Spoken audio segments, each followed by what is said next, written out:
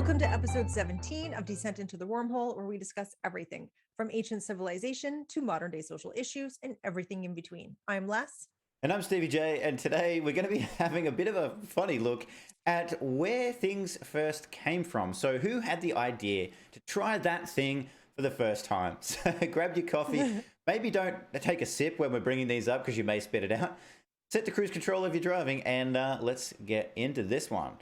I love how this came up because we were talking the other day, and you said to me,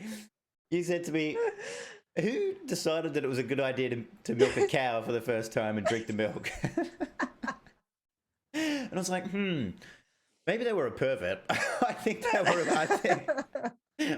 whoever it was an absolute perv. And then they found, oh, okay, this isn't too bad. But my other question to you was, so there's the cow, but who was the first person to mistakenly try and milk a bull? Right, exactly. It's like, whoopsies. It's a little bitter. It doesn't quite taste the same.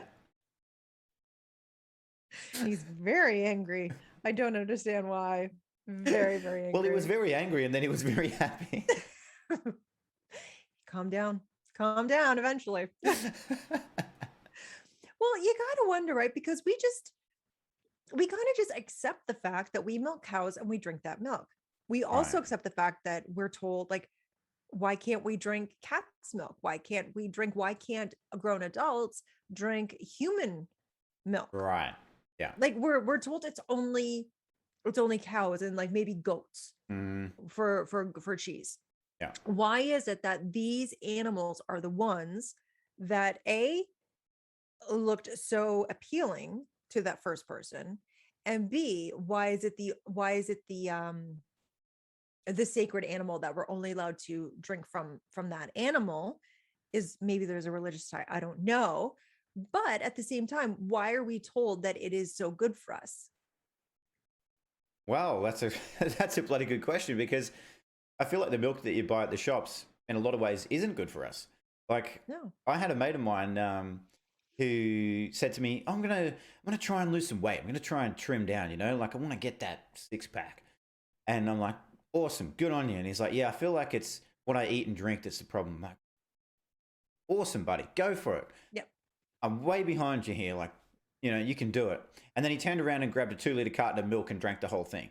And I was like, dude, let me show you something. Let me show you something about this milk. And we looked at the ingredients. I'm like, see how much sugar is in this? See how much fat is in this? Mm-hmm. You're supposed to have like a little milk. Like a little milk is meant to be good for you. But he's drinking like 2 liters of fat and sugar. And so where do we get the idea that milk is good for us? Where does that come from? Government tells us, you're for your food groups, which funny enough, we just talked about. Like, where the hell do these 4 food groups come from, and like who made those up, and are they legit? Yeah. But the government tells us we need and all those commercials, milk helps your body, your bones stay strong and it helps you grow and all of. But what if it's not true? Yeah.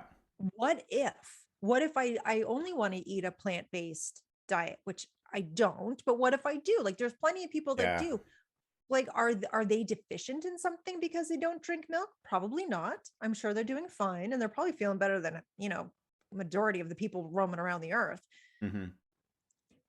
I want to go back to, like, that's such a good point you make about the ads and the government and all of that. I'm just going to say bullshit, because what I see whenever I see ads, no matter how much they tell us things are good for us, and this is for your own health, it's for your own safety, it's for your own good.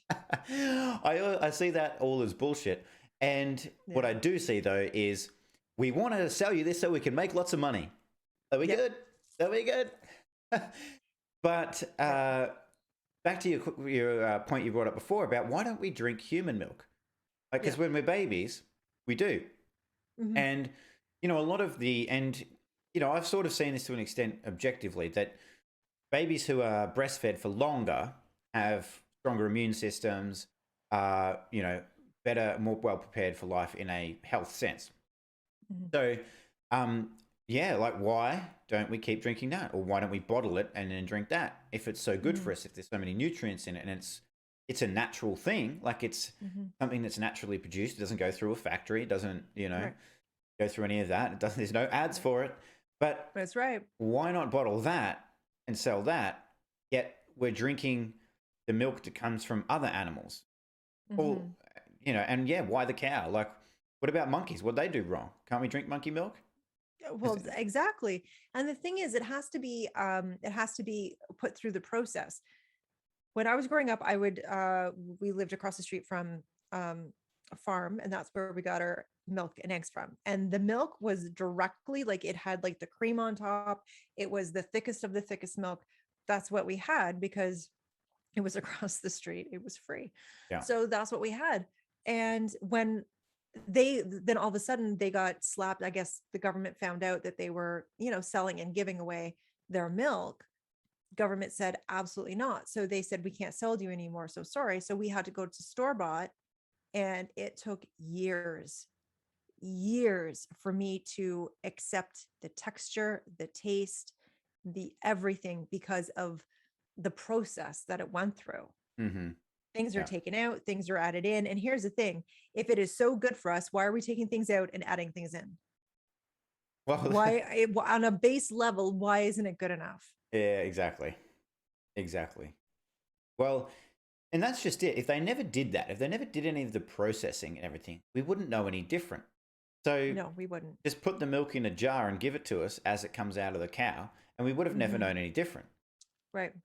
But it feels like, we just talked about sugar as well. Mhm. We just talked about that and how Yeah. addictive sugar can be. So Mhm. they put the sugar in there, and then, everybody just, I've got to go back for that sugar again, again, Mhm. again, again. And of course, you've got other flavors of milk too now, like chocolate milk and Oh, caramel it's my milk favorite. and coffee You have milk what? and strawberry milk, banana milk, every kind of milk. Stop. You don't. You don't have caramel milk and banana Yeah, milk. yeah, yeah. Oh, yeah. We have chocolate and strawberry here. That's it. Oh, you're missing out. We've definitely got strawberry and banana. You know what? I'm actually going to take more notes because I never go down the milk aisle because I don't drink it. Yeah. Well, I don't I actually either. can't. I can't stand the texture of it. I can't. Yeah. No, it'll never stay down. So I'm going to take a look. I'm going to take a look, see what we got, because I could be, talking out my ass and saying that we don't have something when we do. But I will drink chocolate milk. Yeah. I will go to that, but I can't do regular milk. Yeah. Well, I have a thing. I have a thing with sugar, like where I can't drink sugar Yeah. drinks for the most part. Yeah. I now and again maybe be able to have a chocolate milk or something like that, but I really struggled with it, mostly for the sugar. Like it's not so much the milky side of things. It's just I can't handle the sugar at all. Like I Yeah. can't drink soft drink or anything like that. That's got sugar in it. But it's funny, like with the whole cow thing. Back to your first question you asked me the other day. Like, who was the guy or gal who sat there and went, "I've really got to just put my hands on those. Yeah. I got to get my hands on those." Well, that's just it because all animals, all female animals, for the most part, have a way of feeding their children. Hmm. What was with the cow? What was the obsession with the cow that made that person do that and not do any other animal? I can understand trying to milk a cat. Like I can understand that's not going to go over well for you, but dogs are pretty obedient. Yeah, exactly. Exactly. Dogs are pretty obedient. You got Right. you got all these other animals. Hmm. Well, it's funny that because like they decided to milk this first cow, right? Whoever that was. Not only did they decide to milk it, they decided to drink it too. Because it's one Yeah, thing like to what possessed squeeze. that? Not only do I have to squeeze it, now that I've squeezed it, now I got to drink it too. Yeah, I Like, gotta taste this. but, So I figured out it was a bull too. I gotta taste this. why's this one only got one teat? That's weird. Yeah. The cow is sweet, the bull's savory. but okay, so I could look at it this way, right? Maybe these people, this first person, saw a baby calf, a baby cow, getting milk and getting sustenance from the cow, and they were like, okay, well, I'm starving, I've got no food, maybe I can get some sustenance from that as well. I can understand that. Sure, I will accept that answer. Okay. I'm so glad. I know. It was touch and go for a second there. I know. It was. I'm fully aware. That makes sense. That does make sense. But then why didn't they try to or did they try to milk other things and it just didn't work? Well, and that's what I was going to say. They stuck with the cow. And I still come back to the same question. Why are we not drinking our own milk? Women can produce milk, and even when children are grown up, the way that it works is if basically if the milk keeps getting extracted, then it will keep being developed. Like it will keep coming. Yeah, exactly. Yeah. So because it has a need. I just don't know. And there used to be there was a thing, and I don't even know if they still have it, but there was a job called being a wet nurse, right? Which meant that you kept the boobs full of milk and you would feed other people's babies with your milk. Yep. So it's possible. It can be done. I mean, I get the idea of having a bunch of women, lined up in a shed being milked all day is probably not where we want to be as a society. But I like to think we would treat the ladies a little bit nicer than that. Well, I think so, but I'm just, equating it to what we do with cows. I know, the poor cows, they didn't ask for that. No, they didn't. I wonder if that's it though. The cows are easily contained. Women are not. Well, that's true. That's true. Yeah. But I don't know if, and this is just throwing it out there, but right. Imagine we never had milk, cow's milk never existed. The only thing we ever had was our own milk, right? From the women in our families. And if the women in our families, there was never any other way. The only way we'd ever known how to get milk was from the ladies in our family. If that was the only thing we'd ever known, then I'm sure the ladies wouldn't have an issue with it. The men no one would have an issue with it. And you'd have because it was all we know. Right. And you'd have your own milk factory in your own home. So everybody wouldn't have their own and wouldn't need anybody else. Yeah. No, I completely agree. Because if we don't know any different, then we don't know any different. Mm-hmm. Well, I still love to know who the first guy was. Yes, so do I got a lot of questions. I got so many questions for that guy. What? How much trial and error did he go through? Exactly. Working it out. Exactly. Did you name her? Did you love and caress her? What happened? Did she get a massage first? Yeah, what happened? How did she allow you to do this? Yeah. Good old Bessie. Old Bessie. And I need to know as well, was it a Jersey cow? Was it one? Oh, a chocolate milk cow? Well, do they come out? Maybe that's where the caramel milk comes from. They come from the Jersey cows. Well, I always thought when I was little that chocolate milk came from Jersey cows. Oh, that's funny. Well, where did the strawberry milk come from then? The ones with glitter on their toes. I don't know. We're inventing new animals. Woohoo! All right. Well, that's unicorns. I don't know. Unicorn milk. Well, that's something you could sell, isn't it? Yes. Well, what else do we have on the list? Because that's cows and how the first to milk a cow. But what else is on the list of things that we're going to talk about?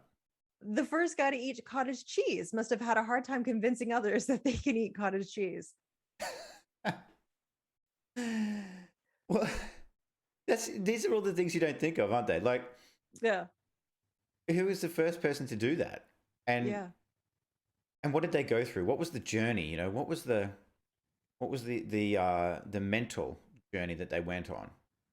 Well, the thing is, a lot of these food, especially the the yogurts and the cottage cheese and even the sour cream of the world, those are things that went bad, and we still eat them. Yeah. They took a turn, and we still said, you know what? I can make money off that. Exactly. I can make money off that. And we did. What? Okay, all those examples, you're right. Like they're actually, it's shit that's gone off. Don't eat it, people. Like we say like the milk. Going back to milk on that. Yeah, like it gone bad. it's like when the milk comes out of the cow goes, yep, November 4th. That's when that's when it's due. That's when it goes up.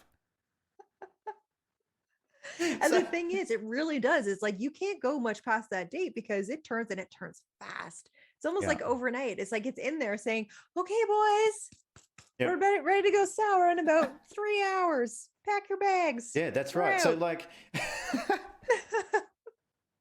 so like at midnight on the 3rd, 11:59. It's like, good, perfect, good to go. Gonna have some milk. Yeah. And then at 12:01, it's like, oh shit, no, can't do it. Yeah, it's instant. It's instantly shit. Well, but that's the thing. You also find that if you've drinking it and everything's fine, and then you look at the expiry date, you're like, "Ooh, this is 2 days past expiry." Then all of a sudden, you feel like you're gonna vomit. I feel like I make this sound if that happens. So you pour it out. Let's say you maybe eat your cereal or whatever you know whatever you have in it, coffee or whatever, and you don't taste any difference. Yeah. And then you go to put the carton away, and you're like, what have I done? I'm dead. I need to call an ambulance. I can't believe I put that in my mouth. I can't believe I put that in my mouth. Says many a woman from different lands. Said the first guy who ever tried to milk a bull.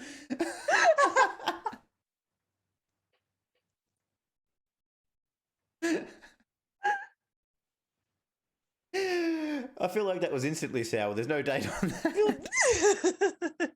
The entire cow's expired.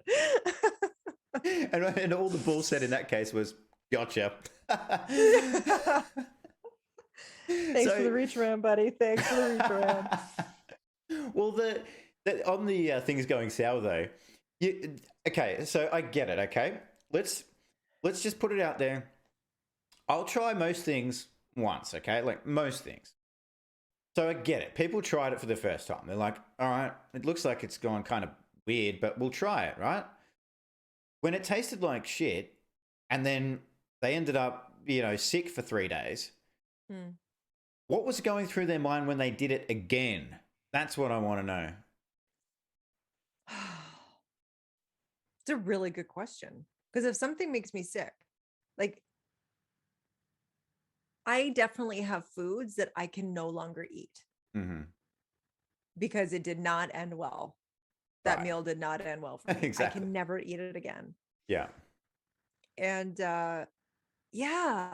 what would make you come back? Unless everything was so scarce. We live in such an abundant space that we tend to forget that they didn't have much. So I guess whatever they could get, whether it made them sick or not, really didn't matter. True. It was a food source, and you were going to die, you can die if you didn't eat it. So getting sick for a few days really wouldn't matter. No, because you're staying alive. That's a good point. I guess, famine motivates a lot of these things, especially to do with food. Yes. But what came first, the cow or the wheat? Hold on. I have the answer to that. I don't have the answer for that.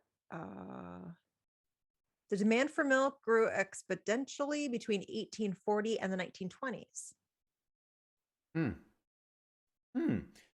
That's interesting. Because I feel like the first cow was milked a long time before that. Yeah, when did they say 86? Like 5000 BC or something, right? Yes. Yeah, it was between 5000 and 4000 BC. It's likely that before the genetic mutation.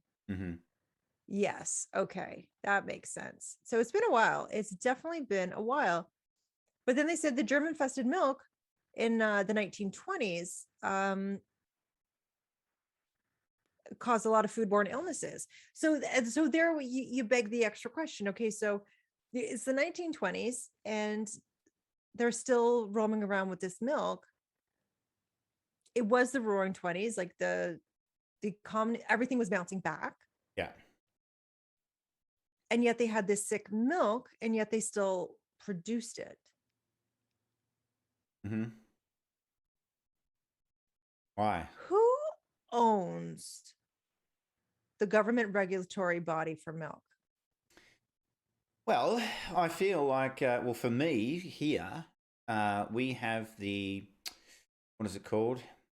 The Australian Standards of Food Safety, like organization, whatever it is. And they set the standards for food and food safety. So that's things What if like, they're wrong? yeah, well, well, that's just it. And look, of course they'll say, it's been based on science and testing and that. But I feel like always at the end of this, there's always a motivation, money. Always at the end of all of this.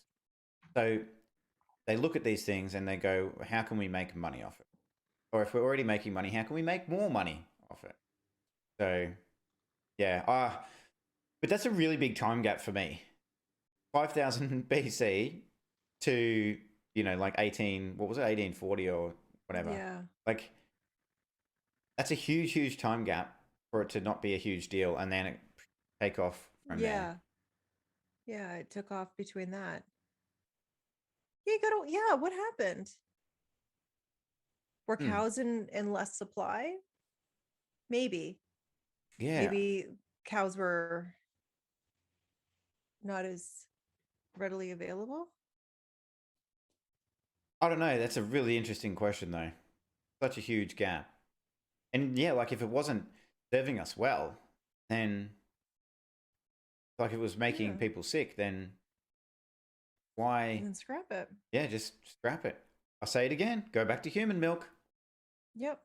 It comes from our own bodies. It's not going to hurt us. No, it's not. Well, now, so you see that, but if we were to eat something else that came out of the human body, we'd probably be pretty sick. Yes, good point. Well played. Yes, thank you. Oh, let me rephrase. Something that's produced naturally in the body for the benefit of other humans, i.e. babies, isn't likely to hurt us. No, it is safe for the baby. It is safe for the adults. Because there's definitely other things that come out of us that would hurt us. Yes. Yeah, so I agree. Yeah.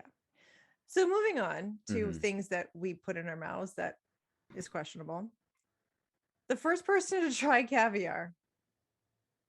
Like it says here, you just tear open a fish and eat whatever the fuck freaky beats fall out of it. Like honestly, this person's correct. What are you doing? Yeah. What was going on in your life in that moment? Well, that you said, you know what, just the fish is not enough. Exactly. Oh, no. And I gotta eat all the eggs too. I gotta eat these miniature testicles as well, whatever they are. Yeah. I gotta do it. And the question that I follow that with is, and I'm not a caviar fan. I don't even know if I've even had it, but I don't really like in my mouth. I don't really like fish things, particularly not in my mouth. And but my other question is, like they ripped open the fish. What else did they have to eat to get to the caviar? Like to decide this is what I should eat out of all of this mess that's inside this thing. Yeah, how did you figure that out? Like, were you just like having a peruse around, taking a poke around to see what was going on in there? And you saw this black stuff and said, "That's it. That's what I'm looking for. I found the one. That's the thing I'm putting in my mouth today." Yep. And sold it to people for a very, very high price. Yep. Why not the fish's liver? Why not the fish's guts? Why not, like, they must have had to eat all that shit to get to the caviar. Yeah. Because, like, if you think about the first person to crack open that fish, they're just looking at a bunch of mess. And they go, hot mess. Yeah, all right. What am I going to eat? Let's try this bit first. And then they had to eat everything to get to that. Yeah. Oh, I don't know. I mean, people tell us, like, is caviar good? I don't know. I'm probably never going to even try it because... No, I'm not trying it. If it came from the sea, not going in me. That is my motto, and I'm sticking to it. Well, I'm just texting Jason Momoa. Aquaman, not going to be in you. Forget it, mate. She ain't having it. She ain't having it. You're barking up the wrong tree there, champ. Not Yeah. gonna happen. Oh. But I'm with you. Like somebody tried to make me have an oyster once, and I was dead against it beforehand. Like dead against it. I literally got forced to do it, and well, guess what? I didn't like it. Yeah, I don't like it when people do that. Like if I don't want to put something in my body, I shouldn't feel pressure. I shouldn't feel shame. I shouldn't feel anything. But people will try and trick you. They will put it in foods to say, oh, because this is my favorite. When I make it, you'll like it. What if I'm allergic to it and I just don't want to tell you my business? So you're going to put something in my food that could potentially kill me. Yeah. Just to prove a point. You're going to poison me to prove that you were right. Yeah. And in the end, you were wrong because I still don't like it. Yeah. Let me be happy with what I eat. I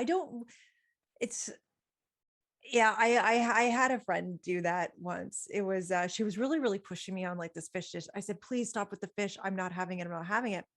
And she didn't realize that fish smells when you cook it.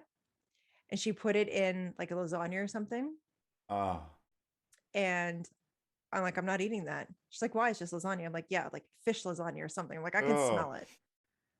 And she's like, oh, come on, you'll like it. You'll like it. I'm like, what part of I'm not doing that don't you understand? Why can't you accept that? What part of this of me not doing ruins your life? Exactly. To the point that you went out of your way to do this. Yeah. And fuck me. Fish lasagna? Really? Ugh, yeah. Like, it was really? Are we doing that now? Is that a thing? It wasn't like a lasagna, but it was like a pasta. Or like a pasta. And she tried to make it she tried to make it look like it was not fish. Try and trick me. Yeah, ladies and gentlemen, leave people alone when they say they don't want to eat something. Yeah, or just don't want to put something in their body, like at all. Yeah, just leave it alone. So this one, the first person to ever look at a beehive and think those bastards are hiding something delicious in there. I know it. Right? Yes, exactly. And again, like I feel bad for that person who put their hand in there because it was coming out stung. It was coming out stung. Well, I hope it was a hand they put in there. But like they're figuring out like these bees have got something in there. What could be in there? Oh, did they see a bear like crack open a bee's nest, a bee's hive, and see honey come out of it? The bear wants it. What's in it? Yeah. Maybe. And you know, it's funny because I thought, well, maybe they learned from Winnie the Pooh, just being a smartass in my own head. I was just being a smartass in my own head, but that actually makes sense. No, it makes sense. They would have watched nature because we took a lot of cues from what the animals ate. So, because if the animals could eat it, then it was safe for us to eat. Well, I think you're right, and I think the people heard it here first. That Christopher Robin discovered honey. Yep. There you go. You can take that knowledge to the bank and cash it. Yep, file it away. Yep. Christopher Robin was watching Winnie the Pooh. That's where honey came from. Winnie the Pooh wear pants? Never. Such a perv. You gotta wonder what Christopher Robin was doing with that Winnie the Pooh. Maple syrup. I can't help but wonder who the first person was to see a tree oozing fluid and think, I bet that should have tasted great on pancakes. Well, this is over to you. Like, this is a Canadian question for sure. So yeah, this is my jam. And my question is, have any of the tree tappers, sounds so sexual. It does, doesn't it? What are you doing, honey? Going out to tap some trees. Ooh, go easy on them. Make sure you buy them a drink first. Are they asking permission of the trees first? Ooh. I've always wondered that. That's a really good question. Are they asking permission? And exactly, who was the first person who decided that was going to be a good idea? And how did you learn that distilling it down, heating it up, distilling it down, and doing all that was going to be absolutely delicious? Wow. Because it's delicious. Well, I sent you some syrup.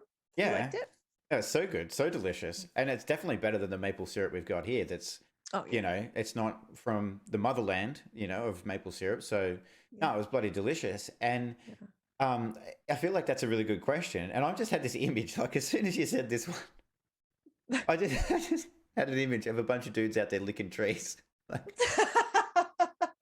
oh, yep, found a good one. Over here, fellas, come lick this one. Because it's only a certain time of year too. Oh, is it? Don't it? Yeah, it's not all year round. So it would have been a specific Ah. time, a specific dude doing a specific thing to a tree. There's a bunch of dudes out there licking wood at a certain time of year. That's what you're telling me. And it's not warm out. Like it's not like you're frolicking. Right.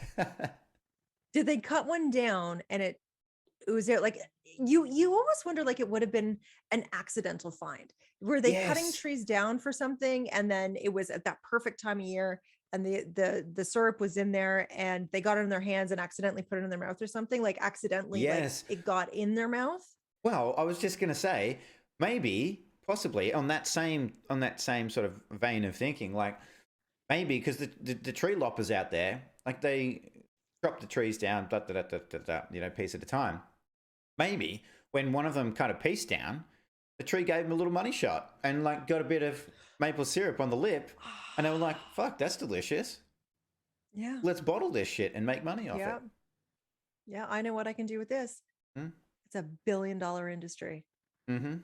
There's a maple syrup mafia. You're kidding me, right? No, I'm not kidding. I'm not kidding. What do they do? Like as a mafia? It's a very serious, very serious. Like you can't go and tap each other's trees. That. Oh no, they'll come, they'll steal your barrels, they will sabotage your barrels so they can make more money. Right. Gotcha. Importation and exportation of syrup is huge moneymaker. Gotcha. And it's almost to the same level. And people like, because we're Canadian, like everyone laughs at Canadians when you say this, but it's almost to the level as like a drug cartel. Right. Gotcha. Because you're importing, exporting maple syrup. It's like fucking gold for a lot of people because it is so expensive. It's so expensive on the other side of the world, like the pure stuff. Yeah. For us, it's a dime a dozen, but yeah, it's pretty bad. It's pretty bad. Well, it does taste bloody good. Like I have to say, it does taste really good. But that's really interesting that it's such a high value commodity like that. Yeah. Oh yeah. Yeah. And I'm going to stick, if it's okay, like I'm sure it's very sophisticated, but I'm just going to stick with my image of a bunch of dudes licking trees. I like that image. Do you know? I think we just learned something about you today. The first person to ever eat lobster. Well, we're back to the seafood again. But yeah, the lobster seems scary to me. Yes. Like, it seems just like a scary thing to eat for the first time. Mm-hmm. It's essentially like a little monster, isn't it? Like it's, so it's got the things coming out of its face. It's got these claws. Yeah. It's got the round eyeballs that like, look around and stuff. Yeah. And a little flappy tail. I just don't understand. Well, again, because it's the tail, right? The tail's got the meat in it that people eat and the claws, right? Mm-hmm. So it's the same question as the fish. Who first of all caught a lobster? Mm-hmm. Did they crack it open raw in the beginning? Or did they learn how to cook it first or decide they would cook it first? Either way, when they crack that bad boy open, it's the same thing as the bloody fish. They're like, all right, well, let's start here. And they start eating the guts. And then... You just actually posed a really good question. Did they realize, did they have the wherewithal to know, and it all depends on how far it goes back, because then how far it goes back would say, yes, they were way more advanced than we are now. Did they instinctively know what not to eat raw? Because the thing is, if we're looking at a bear, if we go back to the honey situation and we watch him Winnie the Pooh, honey is safe. Mm-hmm. But a bear will also eat things that are not good for us raw. Yes. Yes. So if we're watching the bear eat the seafood, like did some people have to take one for the team before we realized that we had to cook it? Yeah, well, that's a great point. Like, were they sitting around the campfire after they caught whatever it was, and they're like, "You do it. Yeah. No, you do it. Yeah. No, you do it." Yeah. because that's somebody had to eat it to give it a Mm-hmm. try. Mm-hmm. And way back when I'm sure these things were first done and first eaten, they weren't able to get any kind of medical help. Like really, if they got really sick, they could have died. Like people died. And I was reading this the other day, and it's sort of an offshoot, but just to go back to like medicine and when these foods were first tried, in most of the big wars, even World War I, World War II, the biggest killer was disease and infection. So Really? yeah, because they didn't have, and of course you go back further, and um, you go back to things like the Civil War in America, and those Napoleonic Wars, all of those things, and like King Richard, the Lionheart, died by getting shot by an arrow in the shoulder, which today would be just pull it out, patch it up, you're all good, and he died Mm-hmm. 2 weeks later from gangrene. So it's like when people tried these things, it actually would have been deadly. It would have been deadly to try these foods. Yeah. Not just from the Oh, standpoint that, like, fuck that, because I don't want to try it. It looks disgusting. right. But Yeah. yeah. Eggs. Who was the first bird to ever crack open an egg and say, "That's delicious"? How did we figure that out? And did we ask permission of Mama Bird?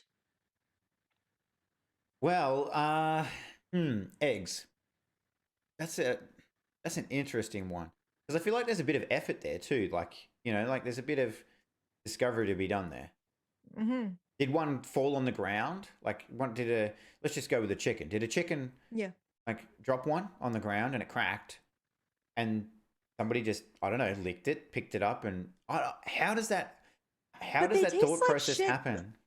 uncooked, Right. right? Yeah. Who'd So that would be a huge turnoff. Like, what is it? You know what'll make this better? Heat. Ooh, I know.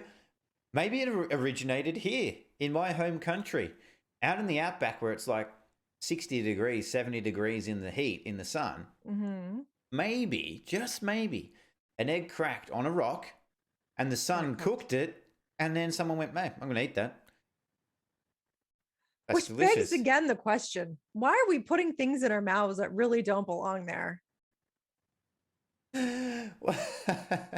Well, it's the question for the ages. Yeah. And now it's part of the 404 food groups. Yeah. Yeah. This random mystery that we still don't know what came first, the chicken or the egg. Well, it had to be the chicken, right? Because otherwise, where did the egg come from? Yeah, but the egg has to hatch the chicken for the chicken to show up. I say Noah. I say it was Noah who did it. Well, we can blame him for a fair bit, I feel. I feel we can too. But I also feel there's no way Noah fit all those animals on a freaking boat. No way. No. So what did we leave behind? No. Is that the true story of where the dinosaurs went? Couldn't fit all those bastards on the boat, so they got left behind? I think so. Well, it's how the unicorns got wiped out. Right. They were late. They were off playing reindeer games and they were late. Yeah. And well, I do feel like a couple of unicorns got through and actually figured out how to swim. So they made it. Yeah. But Yeah. like that's a whole nother podcast on Noah and arcs and religions and all that kind of stuff. But the other thing too is, I guess, because it's not just chickens. I always think eggs and I think chickens, right? Mm-hmm. But what about, there's many other animals that have eggs. So like birds have eggs up in their nests. Yeah. Could have fallen out of a tree. Again, money shot. But it wouldn't taste that good unless it was cooked. It wouldn't taste good though. Who thought that tasted good? Well, then there's other kinds of eggs too. Like other animals that have eggs. There's emu eggs and ostrich eggs and all that kind of jazz. Do you eat emu and ostrich eggs? Absolutely We not. We don't. Nah. Is it a thing? I've never seen them. It could be, but I've never seen them. Okay. All right. Yeah. But again, the thing with all of these that we're talking about today is what was, and I'd love to ask all these people so many questions. Like, what was that thing that went through your mind that said, I have to eat this? Yeah. And then. And how did it catch on? Yes. And then how did you get more people to eat it? Because like Yeah. you might in the fish example, like you might have had your fish lasagna and gone, geez, that's delicious. And then said, here, you try it. And I'm like, that tastes like shit. Not having that. Yeah. Yeah. So how did they get it to catch on? Like even the cow example, going back to that. Hey, check this out. I just squeezed a bunch of white stuff out of this cow. You should try it. The average bear would say, no, thank you. You squeezed what out of who now? And you want me to do what with it? No talk. No thanks. I'm good. But yeah, we all, for the most part, the majority of us, we eat the fish, we eat the caviar is an acquired taste, but we eat the eggs, we eat the lobster, we drink the milk, we eat the honey, we eat the cheese, the yogurts and the cottage cheese and the sour cream. I'm half Ukrainian, so sour cream high on the list of priorities in certain things. Yeah. So how did that come to be when other things are just very like meh, take it or leave it? Well, okay, what's something on earth that we have an abundance of, right? Like we have an abundance of dirt. Yes. Nobody's putting that into a box and marketing it and saying, here, drink dirt. Oh, it should though. Well, because to me, think of all the nutrients, because if it's good enough for the plants to grow, then it's good enough for us to grow. Good question. Good point. And how many vegetables grow and fruits grow in the dirt? Yeah. Yeah. So, and they're delicious. And they are delicious. But that's just it. Why not dirt? Did somebody decide it tastes like shit? Well, like fish eggs taste like shit to me. So who decided what's good and what's not and what's popular and what should be, a good thing to eat and everything? And what we need to sustain. Who made that decision? What we absolutely need, because those 4 food groups, they tell us growing up that we need the 4 food groups, and we don't ask any goddamn questions like how did we get here? Yeah. Like fruits and veggies and your greens and stuff like that. Absolutely. I do not believe that we all should be eating meat. Some people absolutely do feel that they need to, and that's okay. Other people feel that they don't. That's okay. Fish, same thing. So to say like bread, wheat is our biggest issue right now, because it's the carbs and it's the you gotta have what's the other thing? Cholesterol and like I can't think of the other one, but carbs is the main one in bread. Like it's all of those things that are in bread that like are not good for you. But they say like this is the group, so have heaps of this, and it's that bloody pyramid thing. Have heaps of this, little less of this, little less of this, little less of this, and it's like, well, hang on, who decided that? Maybe the best thing for this guy is to flip that fucking pyramid on its head and eat things the other way around. Yep. Or eat something completely different. Yeah.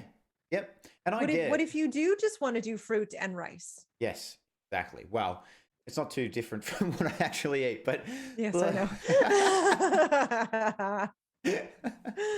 But like, I get all the natural stuff. Like I get the fruit, the veggies, like you said, all of that makes total sense. Like there's some low hanging fruit there from the tree. There's an apple hanging down, a couple of plums. Feel like grabbing them, of course. So a cucumber, a cucumber, exactly. So I get putting that in your mouth. It makes total sense. It does. When it comes to some of these other things, where is the natural progression to just shove these things in your mouth? Like, I mean, the dudes licking the wood. Maybe, I guess, if they're particularly thirsty, hungry out in the woods. But where does it all come from? And I feel like now we're in, where we are right now, because we're talking about the origins of these things, but where we are right now, it's absolutely 100% the corporations that tell us what we should have, what we need to have, what's the right thing to do. And it's all for our own good as well. Yeah. So, get this India. That's what they say. Yeah, you need it. Yeah, I think anytime we're forced or we feel like we have to do something, it's not in our best interest Couldn't agree to do more. said thing. Couldn't agree more. Yeah. Especially when people are telling us to put things in our mouths. Well, and that's just it. Like, and sugar too. Like sugar has just run rampant. And Yeah. you were saying that the bread outside of Australia tastes completely different, like because Yeah. it is loaded with more sugar. Well, it's interesting that because in the US, when I visited the US, I went to get it was a work deal, and there was a big smorgasbord of food, right, like a big table of food, and I'm like, all right, well, I'll start off with like a nice little dinner roll, like a little piece of bread roll. Got the rest of my food, buttered it up, and started eating it. I was like, what the hell is that? And it was so much sugar, and it was like a donut. And I was like, I actually said to somebody, did I grab dessert before, like, because a dinner roll for me is like, you just have that before you start your dinner. And yeah, it was just so much sugar, I couldn't eat it. But you just sparked something else in me there, which is when I was in Egypt and Turkey and places like that. And of course, they don't call Turkish bread in Turkey, it's just bread. But the bread over there in those places was more savory, was more like it is here. So maybe it's just a McAmerica thing that they got to put some sugar in those buns. Well, there's sugar in our bread too, because as I said, like when I go to the States, I don't notice a difference in the bread. Yeah. There is no difference. Okay. So I think it's just an us side of the world thing where they need to, but I don't eat a lot of bread. I just don't have the desire. And I don't know if I have a little bit of a reaction because my body does not react well. Like if I have a lot of bread in one sitting, my body shows it like for the next week. Yeah. Like, so that can't be good for me. So I try and stay away from it as much as possible. Yeah. Like I'll have it here and there and that won't bother, like it, I'm good. But as soon as I start to eat more and more of it, my body just, it just doesn't like it. Does it make you feel like kind of heavy? It makes me feel sort of gluggy, if that's the word, like full gluggy and just not good. I'll actually, I'll retain a lot of water with it too. Like my weight goes up dramatically, actually. Like I say dramatically, it's like 5 pounds, but for me, that's in a couple of days, that's a lot. Yeah. And then as soon as, within a couple of days, it's gone back down. And I've done it enough now where I know it's the bread. It's the bread doing it. So I just stay away from it. Yeah. So there's another thing that a lot of people can't eat, and it's on those food groups that they say will keep us healthy and cancer free. Meanwhile, it's no. Well, I think we should be able to make up our own minds when it comes to that by listening to our gut and what we crave. Right. Because what we crave at our soul level is what we actually need. Yeah. Yep. Well, we should be able to just make our own decisions, but and eat what we want to eat.